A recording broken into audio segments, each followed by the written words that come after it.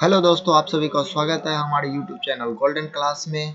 और आप सभी के लिए हमने लाए हैं आज का चौथा वीडियो, जो कि हम नए अध्याय से शुरू करेंगे। बाकी जो हमने पिछले वीडियो बनाया था उनमें हमारा रियल नंबर वास्तविक संख्या हो चुकी थी खत्म, जो एग्ज़ाम के लिए बहुत ही इम्पोर्टेंट क्वेश्चन उसमें हमने इंक्लूड किया था। तो बाकी जो रहा, अब हम अध्याय 2 में हम लोग बात करेंगे कि अध्याय 2 में जो बहुपद है आपका मैथ का, तो वो चीज़ जो एग्ज़ाम के लिए बेहतर होगा वो चीज़ हम बताने की कोशिश करेंगे। तो चलिए हम वीडियो को स्टार्ट करते हैं। और हेलो दोस्तों, आप सभी को स्वागत है हमारे YouTube चैनल गोल्डन क्लास में। और आज हम लेकर आए हैं चौथा वीडियो। बाकी जो हमने पिछले क्लास में बताया था, जो पिछले वीडियो में हमने बताया था, वो वहाँ पर हमने रियल नंबर वास्तविक संख्या का पूरा निचोड़ हमने बताया, जो एग्ज़ाम के लिए काफ़ी बेहतर है। तो आज हम चौथा वीडियो बना रहे हैं, जिसमें से आपका जो है अध्याय 2 जो बहुपद है वो हम स्टार्ट करने वाले हैं। तो चलिए दोस्तों, तो हम यहाँ पर स्टार्ट करते हैं वीडियो को और जानते हैं। तो देखिए, बहुपद जो है हमारा अध्याय जो है यह दूसरा अध्याय है, हमारे बहुपद है। तो सबसे पहले जानते हैं कि बहुपद होती क्या है। तो यहाँ पर देखिए, हिंदी का कुछ हम देखते हैं कि बहु मतलब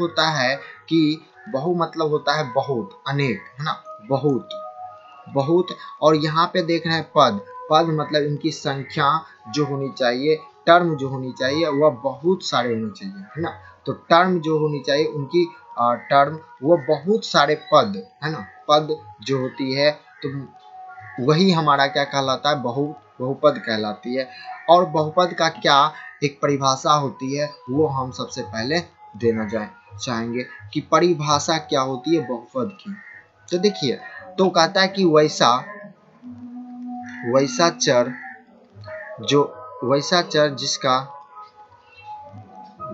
जिसका बीजीय व्यंजक हो,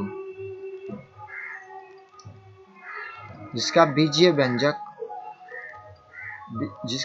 व्यंजक हो तथा उस चर का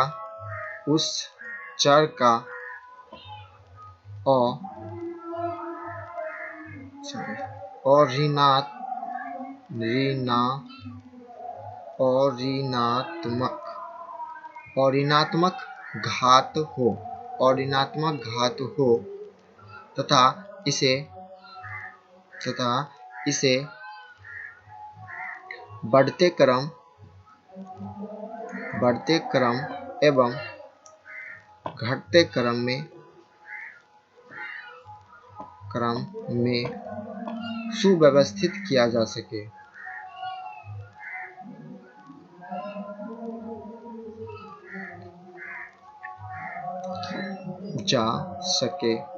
तो उसे हम क्या कहते हैं, बहुपद कहते हैं। यहाँ पे हमने देखेंगे वैसा चर जिसका बीजीय व्यंजक हो तथा उस चर का ऋणात्मक घात हो तथा इसके बढ़ते क्रम एवं घटते क्रम में सुव्यवस्थित किया जा सके। तो ऐसे जो होते हैं, इनमें हमें दो बातों पर ध्यान देना है कि यहाँ पे बात आई है कि बीजीय व्यंजक क्या होती है। तो बीजीय व्यंजक को हम सबसे पहले जानेंगे कि बीजीय व्यंजक क्या होती है।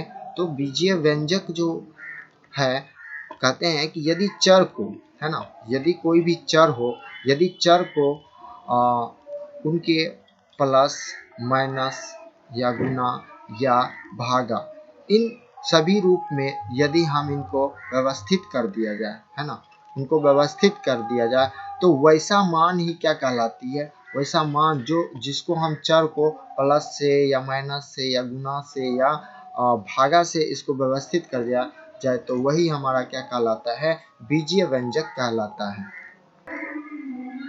तो यहाँ पर हम सबसे पहले समझेंगे कि चर जो होती है वो क्या होती है। तो चर देखिए, जिनका मान हमेशा बदलते रहती है, जिसका मान क्या हो, बदलते रहो, उसे चर कहते हैं। जैसे कि हम यदि x की बात करें y की बात करें, यदि मोटा मोटी बात करें a से लेकर जितने भी संख्या होते हैं z तक, ये सभी हमारा चर कहलाते हैं, क्योंकि हम इसका मान मानते हैं। ठीक है, तो इनका मान हमेशा बदल सकता है। यदि हम x को यदि 1 कहें तो हम क्या कहेंगे, कभी 3 भी कह सकते हैं, कभी x का मान 4 भी रख सकते हैं, कभी x का मान 5 भी रख सकते हैं, कभी x का मान 0 भी रख सकते हैं। इस तरह से इसकी परिवर्तित तो होते रहता है। तो जब चर जो होती है वो क्या होती है, x y मतलब a से z तक की जितनी भी लेटर होती है वो सभी चर कहलाते हैं। अब बात रही अऋणात्मक।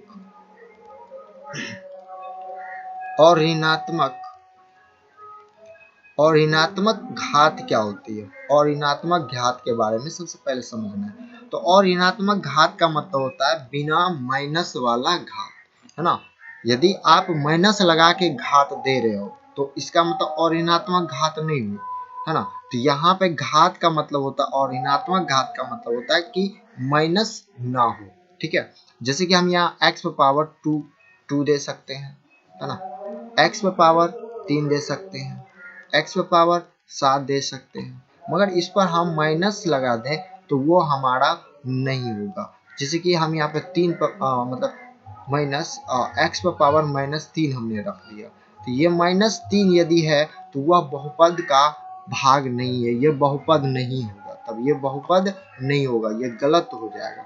उसी तरह से यदि हम प्लस वाला में रखते हैं तो वह इसका मतलब होता है कि वह बहुपद है, वह बहुपद के भाग में आते हैं। तो यहाँ पर हमने जाना बीजीय व्यंजक और अऋणात्मक घात, तो यहाँ तक समझ में आई। और इसको हम क्या करते हैं व्यवस्थित ढंग से, या तो हम आरोही क्रम में करते हैं, तो आरोही क्रम का अर्थ तो वह बढ़ते क्रम छोटा से बड़ा के रूप में लिख सकते हैं, और एक होती है अवरोही क्रम जिसको हम बड़ा से छोटा भी लिख सकते हैं। तो जब बहुपद को इस प्रकार से, मतलब बहुपद यानी चर को यदि आरोही क्रम में, है ना, उनके घात को आरोही क्रम में या अवरोही क्रम में व्यवस्थित कर दिया जाए तो वो हमारी बहुपद कहलाती है। सिंपल सी बात है यहाँ पे। अब देखिए, अब यहाँ पे हम थोड़ा सा जानेंगे कि बहुपद के प्रकार क्या होते हैं। बहुपद के प्रकार से पहले हम लोग जानेंगे कि उसकी जो वर्गीकरण जो होती है वो सबसे पहले हम जानेंगे कि वर्गीकरण क्या होती है। तो चलिए वर्गीकरण के बारे में हम लोग ध्यान से देखते हैं। तो बहुपद के वर्गीकरण, है ना, वर्गीकरण, जैसा कि वर्गीकरण का मतलब ये होता है कि हम यदि किसी बहुपद को किस वर्ग में रखे हैं तो वो हमारी एक वर्गीकरण होता है। यदि हम एग्जाम्पल से ही डायरेक्ट आपको समझाएंगे, क्योंकि हमारा यह चल रहा है क्रैश कोर्स, जिसमें हमें एग्जाम के थ्रू डायरेक्ट वहां पे धावा बोलना है, बस क्वेश्चन आए उस पर अटैक करना है। तो यहाँ पर यही बात को समझेंगे कि हमारा जो बहुपद के वर्गीकरण है वो क्या होते हैं, उनको समझेंगे। हम कुछ एग्जाम्पल आपको हम यहाँ पर लिखेंगे जो कि आप लोग ध्यान से देखेंगे और समझेंगे। तो दोस्तों देखिए, यहाँ पे कुछ एग्जाम्पल आपके सामने में लिखी हुई है। तो यहाँ पे बहुपद के वर्गीकरण हमको जानना है। तो बहुपद के वर्गीकरण मोटा मोटी बात करें तो वह 3 ही प्रकार की होती है, ठीक है, जिसको हमको बहुत अच्छे से जानना होगा। तो यहाँ पर हम क्या देख रहे हैं कि 5x पर पावर 4 है, 4x है, एवं 7x पर पावर q है ना। कोई भी ऐसे में चीज नहीं है जिस पर माइनस लगा हुआ। तो यहाँ पे आपको क्या दिख रहा है कि माइनस नहीं लगा हुआ है, तो इसका मतलब ये सारे जो है ना बहुपद है ना, मगर किस प्रकार की बहुपद है, कैसी बहुपद है, उनके बारे में हमें नहीं कुछ पता चल रहा है ना। तो अब हम समझेंगे कि यहाँ पर हम जो दिख रहा है ना 5x पर पावर, थोड़ा सा कलर चेंज करते हैं, देखिए।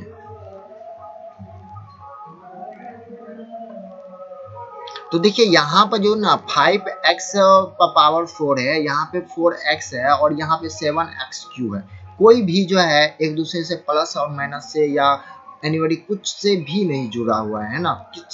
तो ऐसे जब आ जाए तो यहाँ पर हम देख रहे हैं कि जो 5x पर पावर 4 है ना, सिंपल सी बात है कि 5x पर पावर 4 है, तो हम इसको क्या समझेंगे, है ना।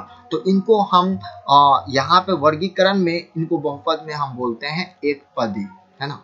एक पदी बहुपद, इनको हम क्या बोलते हैं, एक पदी बहुपद बोलते हैं, जो सिर्फ केवल एक पद हो, ओनली फॉर, जैसे कि देखिए 5x पर पावर 4, 4x है ना, 4x, और यहाँ पे देखें 7x³ है ना। यदि हम आपको ऐसा भी बोल दे कि यहाँ पर जो हमने सिर्फ x लिखेंगे तो क्या यह होगा एक पदी, हाँ जी ये भी एक पदी होगा। जैसे कि हम बात करें 4, ओनली फॉर 4 लिख दिए तो क्या यह एक पदी है, तो इनके बारे में हम बाद में बात करेंगे, मगर अभी एक पदी में समझेंगे कि जो सिर्फ एक पद में हो, ना प्लस ना माइनस, कुछ एनीबॉडी कुछ से भी ना जुड़ा हो, तो उनको हम क्या कहेंगे, एक पदी कहेंगे। नेक्स्ट देखिए दूसरा नंबर में हम देख रहे हैं क्या कि 2x पावर 5 है माइनस 7x है, तो यहाँ पे हमें दिख रहा है क्या कि जो एक समूह है, एक जो बहुपद है ना, यहाँ पे जो बहुपद है, यहाँ पे दो पद आ रही है, एक पद तो यहाँ पर और दूसरा पद जो है ना यहाँ पर, तो इसको हम कहेंगे द्विपदी बहुपद। क्या बोलेंगे, द्विपदी बहुपद, क्योंकि 2x पावर 5 जो है ये एक पद हो गया, और दूसरा जो माइनस से इसमें सम्मित है तो वो 7x है, तो इसका मतलब ये दो पद यहाँ पे आ रही है, एक पद और दूसरा पद ये वाला, तो दो पद यहाँ पे आ रही है, तो हम इसे कहेंगे द्विपदी, है ना, द्विपदी बहुपद। तो इसको हम द्विपदी बहुपद इसको हम बोल सकते हैं। नेक्स्ट हम यदि चलते हैं तो यहाँ पर है 7x³ plus 2x² minus 5x, तो यहाँ पर भी हमें क्या दिख रही है, एक पद, दो पद, तीन पद, मतलब कि इसका मतलब हम कि त्रिपदी की बात कर रहे हैं, है ना। तो बहुपद के जो वर्गीकरण होते हैं वो तीन पदी, यहाँ पे हमने त्रिपदी की बात कर रहे हैं, है ना। तीन पद वाले बहुपद जो होते हैं जिसमें तीन पद हो, मतलब तीन पद वाले बहुपद जो होते हैं वो हमारे क्या कहलाते हैं, त्रिपदी बहुपद कहलाते हैं, जैसे कि 1, 2 एंड तीसरा 3, है ना। तो यहाँ पर जो हमें दिखाई दे रहा है 1, 2, 3, इस प्रकार से हम इसे क्या कहेंगे कि त्रिपदी बहुपद करेंगे। बाकी जो हम यहाँ भी देख रहे हैं 1, 2, 3, तो इसको भी हम त्रिपदी बहुपद कहेंगे। तो इस प्रकार से हमने देखा कि एक पदी बहुपद, इनकी परिभाषा यदि लिखना है तो लिखना है सिंपल सा कि वैसे बहुपद जिनका पद एक हो, वैसे बहुपद जिनका पद एक हो उसे एक पदी बहुपद कहते हैं। द्विपदी वैसे बहुपद जिनका जिनका बीजीय व्यंजक दो पदों से बनी हुई हो उसे द्विपदी बहुपद कहते हैं। त्रिपदी बहुपद वैसे बीजीय व्यंजक, वैसे बहुपद जिसका बीजीय व्यंजक है ना तीन पदों से मिलकर बनी हुई, तो वह त्रिपदी बहुपद कहलाते हैं। बाकी जो चौथा नंबर, तो इन सभी को हम बहुत ही मेजर रूप से इसको देखेंगे, ठीक है। तो देखिए चौथा नंबर क्या है, 0.x⁴, 0.x² एंड 0, यहाँ पे सभी में क्या है जी 0 0 0 है ना। तो इस कारण इसे हम क्या बोलते हैं, जब कोई चर का गुणक 0 हो जाती है, मतलब कि जब कोई चर जो है वह 0 से गुना होकर बनी हुई बहुपद होती है, तो वह बहुपद हमें कहते हैं शून्य बहुपद, है ना। शून्य बहुपद इसे कहते हैं, शून्य बहुपद कहते हैं। जब कोई बहुपद, जब कोई चर किसी शून्य से गुना हो जाए, है ना, किसी शून्य से गुना हो जाए तो उसे क्या कहते हैं, शून्य बहुपद कहते हैं। सिंपल सी बात है। हम पांचवा में आपको ये बताएंगे कि जैसे कि हम यहाँ पे 4 लिख दिए, है ना, यहाँ पे 2√5 लिख दिए, या हम यहाँ पे 7 लिख दिए, ठीक है। तो ये कौन बहुपद होगा, तो ये देखिए अचर बहुपद कहलाते हैं, इनको हम कहते हैं अचर, है ना, अचर बहुपद कहलाते हैं, अचर बहुपद, है ना। बाकी जो है हम इसको यदि एक पदी द्विपदी में बात करें तो यह सिंपल सा जाएगा एक पदी बहुपद में। यदि एक है तो एक पदी, ये भी एक पद एक पद, मतलब ये सभी एक पदी बहुपद भी होती है ना, एक पदी बहुपद भी कहलाती है। तो इस तरह से अचर बहुपद को हम इस प्रकार से समझेंगे। तो बहुपद का वर्गीकरण हमने बात की। अब हम बात करेंगे कि बहुपद के प्रकार क्या होते हैं, है ना। बहुपद के जो प्रकार होते हैं उनको समझना है, तो सबसे पहले हम इसका कलर चेंज करते हैं और बहुपद के प्रकार के बारे में बात करते हैं। बहुपद के प्रकार, तो देखिए बहुपद के जो प्रकार होते हैं वो भी 3-4 प्रकार के हम कह सकते हैं। मतलब मुख्यतः यदि हम बात करें तो 3 से 4 प्रकार बहुत हम लोग को देखना होगा एग्जाम के थ्रू। तो एग्जाम का जितना भी चीज पढ़ना है सभी एग्जाम के को देखते हुए पढ़ना है। ये नहीं कि पढ़ रहे हैं मगर एग्जाम में बैठने के बाद कुछ नहीं, है ना, तो वो हमें नहीं देखना है, हमें तो देखना है एग्जाम के अंतर्गत। ठीक है, तो देखते हैं कि कुछ एग्जाम्पल के थ्रू हम जो है कि आपको समझाएंगे, है ना। एग्जाम्पल के थ्रू हम समझाते आगे बढ़ते रहेंगे कि किस प्रकार से वहां पे पकड़ना है कि कौन एक पदी है, कौन द्विपदी है, कौन त्रिपदी। तो उसका तो हमने वर्गीकृत बता दिया। अब हम बहुपद के प्रकार पढ़ेंगे। तो एग्जाम्पल से हम लोग समझेंगे कि यहाँ पर जो हम लोग जो बातें कर रहे हैं कि बहुपद के जो प्रकार होते हैं वो कितने प्रकार के होते हैं, उनको हम ध्यान से थोड़ा सा देखेंगे कि बहुपद के जो प्रकार होते हैं वो कौन कौन से होते हैं। तो देखिए यहाँ पर आपको सबसे पहला एग्जाम्पल मिल रहा है कि 3x - 1 और 5x + 2 एंड 2√2x - 3। तो ऐसे जो एग्जाम्पल है, तो यहाँ पर आपको हम क्या दिखाना चाह रहे हैं, तो आपको यहाँ पर देखना है कि बहुपद के जो प्रकार होते हैं वो हमने पिछले जो हमने पढ़ा था, पिछले में पढ़ा था कि बहुपद के जो वर्गीकरण होते हैं उनको हमने देखा था। अब यहाँ पर हम लोग ये बात करेंगे कि बहुपद के प्रकार ना, तो बहुपद के हमें प्रकार को देखना है यहाँ पर। ठीक है, तो देखिए बहुपद के जो प्रकार है, सबसे पहला प्रकार के बारे में बात करें तो बहुपद के जो प्रकार होते हैं वहां पर घातों के आधार पर किया जाता है। किसके चीज पर? घात के आधार पर, है ना। घात के आधार पर हम यहाँ पे चयन करेंगे बहुपद के प्रकार। तो बहुपद जो होते हैं घात के आधार पर प्रकार किए जाते हैं। जैसे कि यदि जिस चर पर पावर 1 होगी, यदि चर कोई चर है, यदि x पे पावर 1 हो गया तो इनका कौन सा प्रकार होगा। फिर x पे पावर 2 हो गया तो ये कौन होगा, x पे पावर 3 है तो क्या होगा, x पे पावर 4 होगा तो वो क्या होगा। तो वो सबसे पहले देखना है। यदि किसी बहुपद में जो सबसे अधिकतम घात होता है ना, वही उसका, है ना, प्रकार कहलाता है कि बहुपद का कौन सा प्रकार है। ठीक है, तो यहाँ पर बात करेंगे। देखिए यहाँ पर जो है एक चर है और यहाँ पे चर है और जिस पे पावर कुछ भी नहीं है, तो मतलब कि 1 है। ठीक है, तो यहाँ पर 1 है, यहाँ पर भी वही बात देख रहे हैं कि यहाँ पर क्या है जी, 1 है। तो हम समझेंगे कि यहाँ पर एक घातीय बहुपद है। क्या है? एक घातीय बहुपद है। इसको हम एक घातीय बहुपद कहते हैं, है ना, एक घातीय बहुपद, है ना। तो इसको हम एक घातीय बहुपद कहेंगे जिसका चर पर पावर जो होना चाहिए, चर पर जो घात होनी चाहिए वो 1 होनी चाहिए, तो उसको एक घातीय बहुपद कहेंगे। बाकी जो दूसरा हम देख रहे हैं कि x पे पावर 2 फिर x पे पावर 1, है ना, और यहाँ पर +1 है। तो हमें यह पद को नहीं देखना है कि 3 गो पद है तो इसको हम त्रिघातीय बोलेंगे, ऐसा नहीं।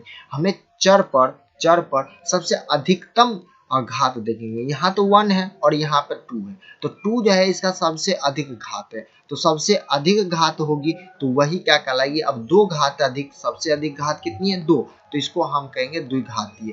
तो देखिए यहाँ पर जो एग्जाम्पल, ये वाला एग्जाम्पल और इस एग्जाम्पल में चलते हैं, तो यहाँ भी देखिए x पे पावर 1 है और यहाँ पे x पे पावर 2 है। तो इसका मतलब हम समझ में आ रही है कि ये जो प्रश्न का जो बताया जा रहा है ये हमारा क्या होगा, द्विघातीय बहुपद होगा, है ना,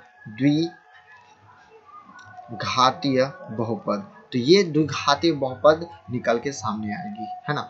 अब देखिए इसमें से हम सबसे ज्यादा क्या देख रहे हैं? 3 दिख रहे हैं, तो हम इसे बोलेंगे त्रिघातीय, है ना। यहाँ पर भी देखेंगे तो यहाँ पर भी सबसे अधिक पावर कितनी है? 3 है। यहाँ पे 2 है तो ये तो कम है, कम का कोई वैल्यू ही बहुपद में हमें नहीं देना अभी फिलहाल, क्योंकि यहाँ पे जो x पे पावर जो सबसे अधिक घात होगा वही होगा। यहाँ पे भी देखिए 3 है और यहाँ पे x पे पावर 1 है तो ये नहीं होगा। तो ये जितने भी एग्जाम्पल, ये कौन सा होगा जी? त्रिघातीय होगा। क्या होगा? त्रिघातीय।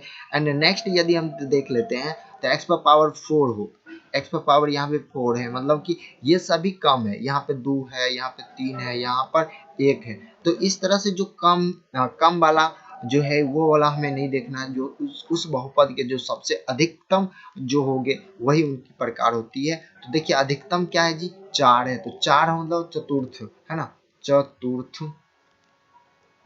घातीय, चतुर्थ घात बहुपद, है ना। तो इस प्रकार से हम यहाँ पे कह सकते हैं बहुपद। ठीक है, तो इस प्रकार से हम कह सकते हैं कि ये जो है निम्न जितने भी एग्जाम्पल दिए गए थे वो सभी अपने चर के घात के आधार पर एक प्रकार बनाती है, तो जिसको एक घातीय हम कहते हैं। तो हम यहाँ पे यदि सभी परिभाषा बोले, यदि लिखना चाहेंगे तो लिखेंगे कि एक घातीय बहुपद की परिभाषा है कि वैसे बहुपद जिसके चर का घात 1 हो तो उसे एक घातीय बहुपद कहते हैं।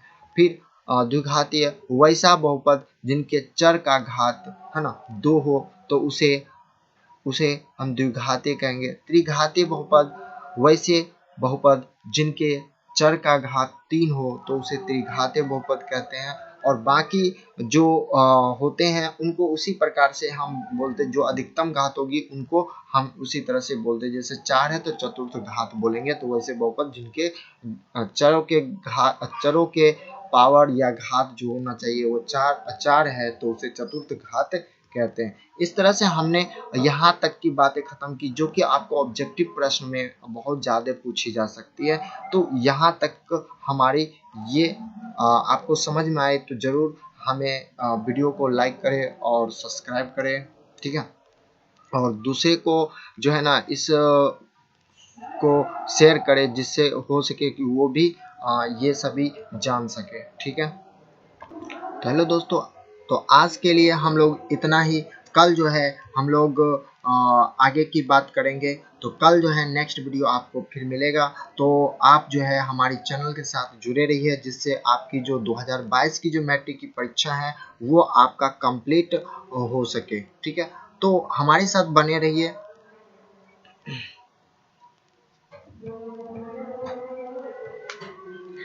तो हमारे साथ बने रहिए और यदि आपको अच्छा लगे तो ज़रूर लाइक करते जाइए और हमारी जो है यूट्यूब चैनल को शेयर करते रहिए जिससे हमें अच्छा लगेगा, ठीक है दोस्तों। तो आज के लिए इतना ही। जय हिंद, जय भारत, वंदे मातरम।